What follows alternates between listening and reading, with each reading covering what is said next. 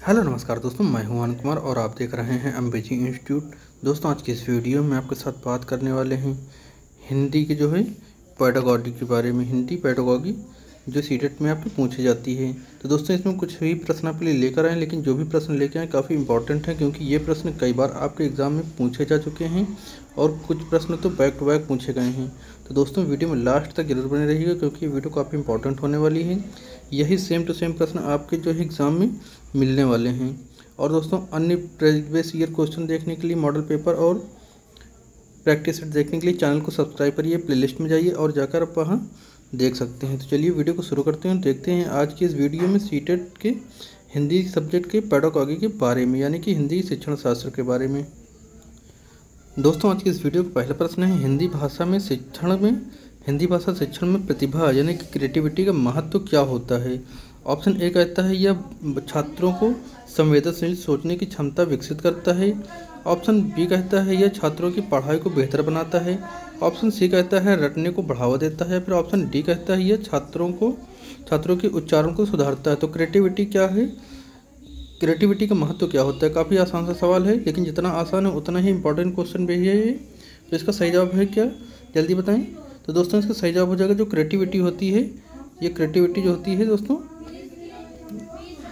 Creativity ये दोस्तों क्या कहता है, छात्रों के संवेदनशील क्षमता को ये बढ़ाता है, जो सोचने की क्षमता है ये विकसित करता है। प्रतिभा जो होती है, प्रतिभा यानी कि क्रिएटिविटी।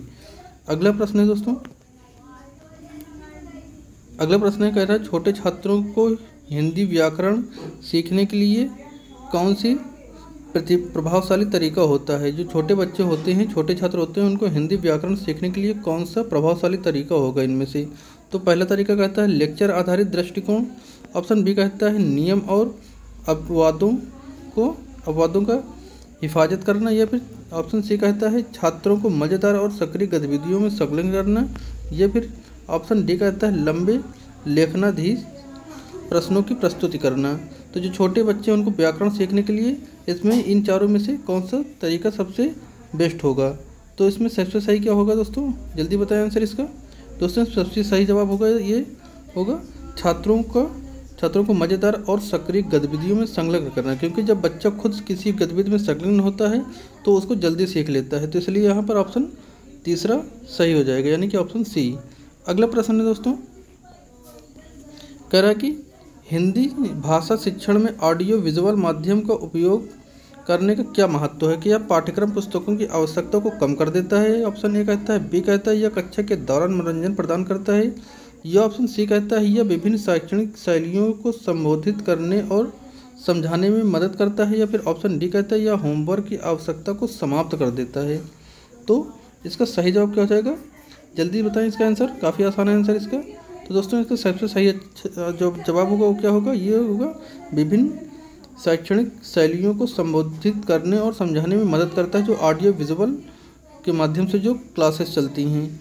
अगला प्रश्न है, कह रहा है कि हिंदी लेखन अभियांत्रिकी में संरचनात्मकता होती है, इसको कैसे प्रोत्साहित किया जा सकता है। तो कैसे प्रोत्साहित किया जा सकता है, क्या व्याकरण और वाक्य रचना के नियमों का सख्ती से पालन करके, या फिर लेखन अभ्यासों के लिए विषयों की सीमा लगाकर। या फिर ऑप्शन सी कहता है छात्रों को खुद अपने विषय का चयन करने और अपने विचार को स्वतंत्र रूप से प्रकट करने का मौका देने पर। या फिर ऑप्शन डी कहता है वर्णनात्मक भाषा का प्रयोग न करके। तो इसका सही जवाब क्या हो जाएगा, जल्दी बताएं आंसर इसका दोस्तों। तो इसका सही जवाब हो जाएगा आपका ऑप्शन सी। खुद जो बच्चा होता है, बच्चे को या छात्र को खुद अपने विषय का चयन करने दीजिए और उनके विचारों को स्पष्ट रूप से प्रस्तुत करने का मौका दीजिए। तो उसमें क्या होगा, अभ्यास कर रचनात्मक करने का प्रोत्साहन मिलता है उनको। अगला प्रश्न है, प्रश्न कहता है दूसरी भाषा के रूप में हिंदी शिक्षण के लिए कौन सा दृष्टिकोण अधिक प्रभावशाली होता है। तो दूसरी भाषा के रूप में हिंदी शिक्षण के लिए कौन सा दृष्टिकोण सबसे प्रभावशाली होगा। क्या ऑप्शन ए कहता है अनुवाद आधारित दृष्टिकोण। या फिर ऑप्शन बी कहता है पूर्ण अवसरवाद आधारित दृष्टिकोण। या फिर ऑप्शन सी कहता है व्याकरण अनुवाद दृष्टिकोण। या फिर ऑप्शन डी कहता है रटने वाला दृष्टिकोण। तो इसका सही जवाब क्या हो जाएगा, दूसरी भाषा के रूप में हिंदी शिक्षण के लिए कौन सा दृष्टिकोण सबसे प्रभावशाली होगा इनमें से? तो इसका सही जवाब क्या हो जाएगा दोस्तों? सही जवाब होगा इसका पूर्ण अवसरवाद आधारित दृष्टिकोण। जब छात्र को जो है कोई भाषा सीखना हो या कुछ भी करना हो, उसको जब किसी चीज़ में अवसर मिलता है खुद करने का, तो वो तरीका सबसे अधिक महत्वपूर्ण हो जाता है वहाँ पर। इसलिए आपका ऑप्शन भी यहाँ पर सही होगा। अगला प्रश्न है दोस्तों, कह रहा कि हिंदी भाषा शिक्षण में कहानी सुनाने का मतलब क्या होता है? जो हिंदी भाषा का शिक्षण होता है, इसमें कहानी सुनाने का क्या मतलब होता है? ऑप्शन ए कहता है यह छात्रों की हस्तलेखन को सुधारता है। जब कहानी सुनाने में क्या उसका हस्तलेखन सुधरेगा। या ऑप्शन बी कहता है क्या यह छात्रों को सक्रिय श्रवण और भाषा अर्जन को प्रोत्साहित करता है। या फिर ऑप्शन सी कहता है यह कठिन व्याकरण नियमों को प्रभावी रूप से सिखाता है। या फिर ऑप्शन डी कहता है यह शब्दावली के लिए विकल्प के रूप में इस्तेमाल होता है। तो इसमें से सही जवाब क्या हो जाएगा? क्या यह छात्रों के हस्तलेखन को सुधारेगा? तो ये बिल्कुल गलत हो जाएगा, क्योंकि जब कहानी सुन रहे हैं तो इसमें हस्तलेखन आएगा ही नहीं। और यहाँ पर क्या कहता है ऑप्शन सी, कह रहा है कि कठिन व्याकरण नियमों को प्रभावी रूप से सिखाता है, तो ये भी आपका गलत हो जाएगा।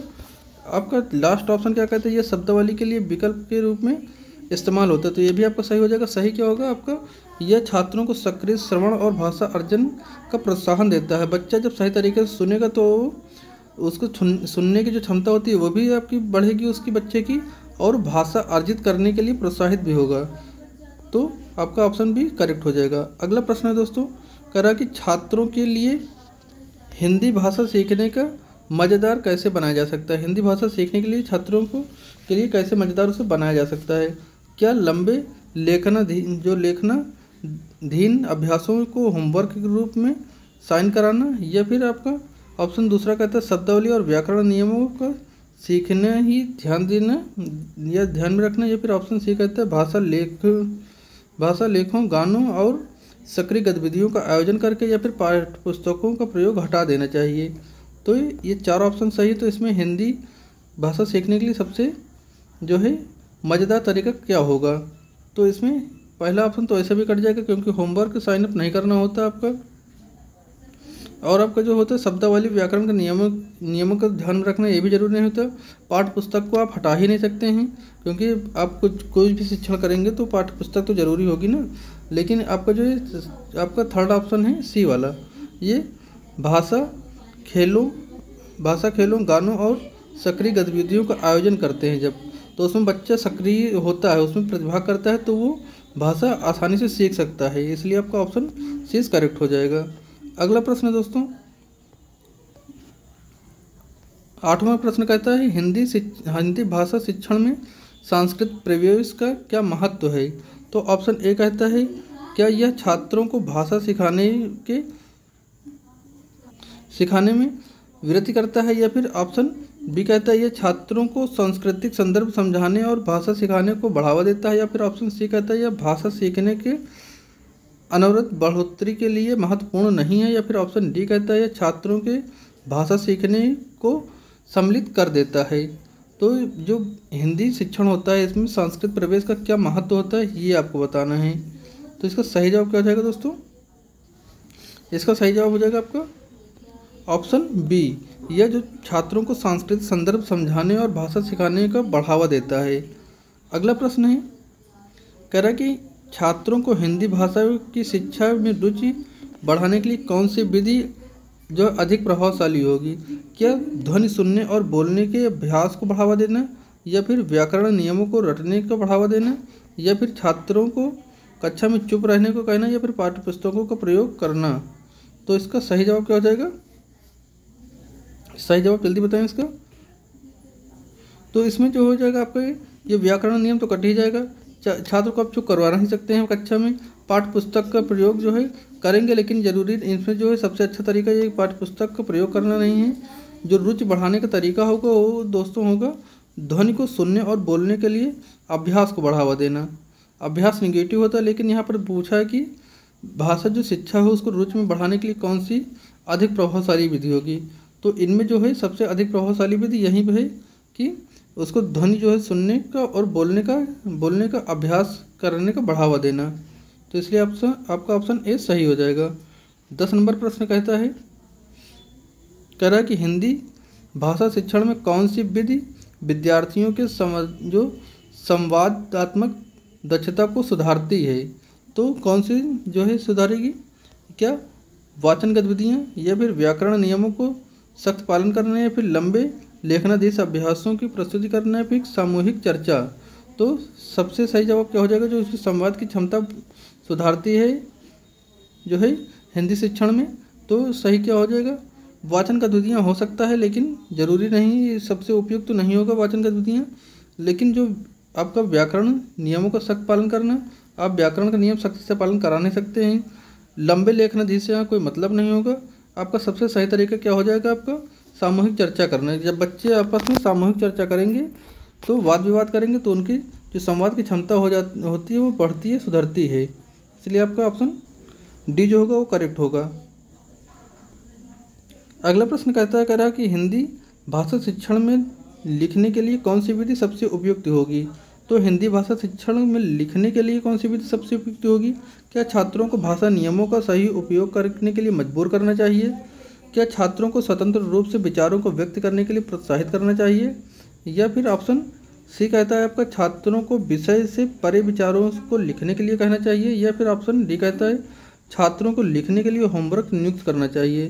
तो आप छात्रों को नियम का सही प्रयोग करने के लिए मजबूर कर नहीं सकते हैं। छात्रों को विषय के परे विचारों को लिखने के लिए ज़्यादा नहीं कहा जा सकता है। छात्रों को लिखने के लिए होमवर्क में नियुक्त नहीं किया जा सकता। इसलिए आपका जो करेक्ट आंसर हो जाएगा वो हो जाएगा आपका छात्रों को जो स्वतंत्र रूप से विचारों को व्यक्त करने के लिए प्रोत्साहित करना चाहिए, विचारों को व्यक्त करने के लिए मौका देना चाहिए। इससे बच्चे का क्या होगा, शिक्षण जो होगा भाषा शिक्षण लिखने और सीखने में अधिक महत्वपूर्ण सहायता मिलेगी। अगला प्रश्न है, कह रहा है कि हिंदी भाषा शिक्षण में प्रयोग के लिए विशेष विधि का प्रयोग किया जा सकता है। तो कौन सी विशेष विधि का प्रयोग किया जा सकता है, क्या प्रश्नोत्तरी प्रक्रिया से, या फिर सुन लेख प्रक्रिया से, फिर अध्ययन के प्रश्नों के संदर्भ में जो है प्रदर्शन करके, या फिर व्याकरण के नियम रटकर। तो इसका सही जवाब क्या हो जाएगा, इसका सही जवाब क्या हो जाएगा, 12 नंबर प्रश्न है। तो आपका जो होगा आपका प्रश्नोत्तरी प्रक्रिया करवा नहीं सकते हैं आप, श्रुतलोक सही होगा नहीं, आपका नियम रटवा नहीं सकते हैं। इसलिए आपका जो है ऑप्शन सी करेक्ट हो जाएगा। अध्ययन के प्रश्नों के संदर्भ में प्रदर्शन करना आपका सही जवाब हो जाएगा, यानी कि ऑप्शन सी। अगला प्रश्न है, प्रश्न कहता है कि हिंदी भाषा के शिक्षण में छात्रों को वाक्य को व्याकरण के नियमों के अनुसार संशोधित करने के लिए कौन सा उपयुक्त विधि होगी, सबसे उपयुक्त विधि कौन सी होगी, क्या प्रश्नोत्तरी प्रक्रिया होगी, या फिर सुनलेख प्रक्रिया होगी, या फिर वाक्य संशोधन प्रक्रिया होगी, या फिर अध्ययन के प्रश्नों के संदर्भ में प्रदर्शन करना होगा। तो इसका सही जवाब क्या हो जाएगा, तो आप प्रश्नोत्तरी प्रक्रिया सही नहीं होगा, सूत्रलेख प्रक्रिया करवा नहीं सकते हैं। आपका अध्ययन के संदर्भ में जो होगा ये भी आपका सही नहीं होगा, लेकिन वाक्य संशोधन प्रक्रिया जो होगा ये सही जवाब आपका हो जाएगा। अगला प्रश्न है, कह रहा है कि हिंदी भाषा शिक्षण में कविता या गीत को प्रस्तुत करने का क्या महत्वपूर्ण है। तो कौन सा महत्वपूर्ण होगा, क्या यह कक्षा के दौरान मनोरंजन प्रदान करता है। क्वेश्चन को फिर से देखिए क्या कहता है, कह रहा है कि हिंदी भाषा शिक्षण में कविता या गीत को प्रस्तुत करने का क्या महत्व होता है। तो क्या यह कक्षा के दौरान मनोरंजन प्रदान करता है। ऑप्शन बी कहता है क्या यह छात्रों की उच्चतर विचारधारा को विकसित करता है, या ऑप्शन सी कहता है यह भाषा के नियमों का सख्त पालन करता है, या फिर ऑप्शन डी कहता है यह भाषा सीखने के लिए अध्ययन सामग्री प्रदान करता है। तो इसमें सही जवाब क्या हो जाएगा, कविता गीत प्रस्तुत करने का महत्व क्या होता है भाषा शिक्षण में। तो आपका जो ऑप्शन होगा वो जल्दी बताएं सही।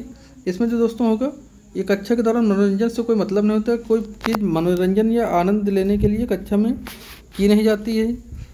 नियमों का आप सख्त रूप से पालन करवा नहीं सकते हैं बच्चों को, और भाषा सीखने के लिए अध्ययन सामग्री प्रदान करता है। लेकिन सबसे उचित विकल्प होगा ये आपका हो जाएगा, आपका ये भी गलत हो जाएगा, ऑप्शन बी करेक्ट हो जाएगा। आपका छात्रों को उच्चतर विचारधारा को विकसित करना होता है। आप कविता या गीत जब बच्चे सुनते हैं या प्रस्तुत करते हैं वहाँ क्लास में, तो ये छात्रों को उच्चतर विचारधारा को विकास मिलता है यहाँ से। अगला प्रश्न होगा दोस्तों 15 नंबर, कह रहा है कि हिंदी भाषा शिक्षण को में समृद्ध आधारित विधि का उपयोग विकसित किया जाता है? तो ऑप्शन ए कहता है विद्यार्थियों को परिस्थितियों के अनुसार अध्ययन में संकलन करने के लिए, या फिर ऑप्शन बी कहता है विद्यार्थियों को दक्षता और सेवम समर्थन का विकास करने के लिए, ऑप्शन सी कहता है विद्यार्थियों को भाषा सिखाने के लिए भाग्यशाली बनाने के लिए, या फिर ऑप्शन डी कहता है विद्यार्थियों को रटने के लिए। तो रटने जैसी कोई बात होती नहीं, यहाँ पर रटने जैसी कोई बात होती नहीं है। विद्यार्थियों को भाषा सिखाने के लिए भाग्यशाली बनाना से ये सही नहीं होगा, ये आपका ऑप्शन बी भी गलत हो जाएगा। परिस्थितियों के अनुसार अध्ययन संकलन कराना, ये भी सही जवाब नहीं होगा। लेकिन आपका जो विद्यार्थियों को दक्षता और सेवम समर्थन का विकास करने के लिए जो होता है, ये सही जवाब हो जाएगा। अगला प्रश्न है, कह रहा है कि हिंदी भाषा शिक्षण में किसे संवादी गुरु कहा गया है? यह कहा जाता है हिंदी भाषा शिक्षण में किसे संवादी गुरु कहा जाता है? क्या उत्तर देने वाले विद्यार्थियों को कहा जाता है, या गलती सुधारने वाले विद्यार्थियों को कहा जाता है, या फिर सामूहिक चर्चा करने वाले विद्यार्थियों को कहा जाता है, या फिर विचारों को साझा करने वाले विद्यार्थियों को कहा जाता है? तो भाषा शिक्षण में संवादी गुरु किसको कहा जाता है? आंसर दें फटाफट। दोस्तों, उत्तर देने वाले विद्यार्थियों को संवादी गुरु नहीं कहा जाएगा। गलती सुधारने वाले को भी संवादी गुरु नहीं कहा जाएगा।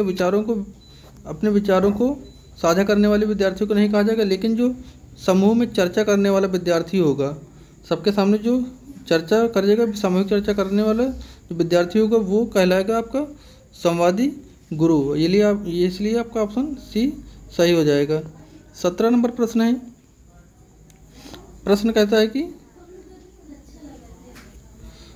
हिंदी भाषा शिक्षण में कविता या कहानी सुनाने के लिए किस प्रकार के शैक्षणिक गतिविधियों का प्रयोग किया जा सकता है? तो क्या भाषा अभियांत्रिकी, या फिर शब्दावली का रटना, या फिर ध्वनि सुनने और बोलने के लिए अभ्यास करना, या फिर व्याकरण का नियम का सख्ती से पालन करना? तो आपका व्याकरण का नियम का सख्ती से पालन करवा नहीं सकते हैं बच्चों को, हमने पहले भी बताया। ध्वनि सुनने और बोलने का अभ्यास सही नहीं होगा। शब्दावली का रटना ये भी सही नहीं होगा। और आपका लेकिन जो भाषा अभियांत्रिकी होगा, ये करेक्ट आंसर हो जाएगा। तो दोस्तों, आज की इस वीडियो में हमने आपको ये 17 इंपॉर्टेंट प्रश्न बताए हिंदी पैडागॉजी के। वीडियो पसंद आई हो तो वीडियो को लाइक और शेयर करिएगा ज़रूर, और चैनल को सब्सक्राइब कर लीजिएगा, और इन प्रश्नों को ढंग से अच्छे से याद कर लीजिएगा, क्योंकि ऐसे ही सेम टू सेम प्रश्न आपके जो सीटेट का एग्जाम होगा उसमें मिलेंगे, हूबहू प्रश्न, या फिर लैंग्वेज थोड़ी बहुत चेंज हो सकती है, लेकिन ऐसे प्रश्न मिलेंगे ज़रूर। तो दोस्तों, आज की वीडियो में बस इतना ही। मिलते हैं नेक्स्ट जानकारी के साथ, तब तक के लिए जय हिंद।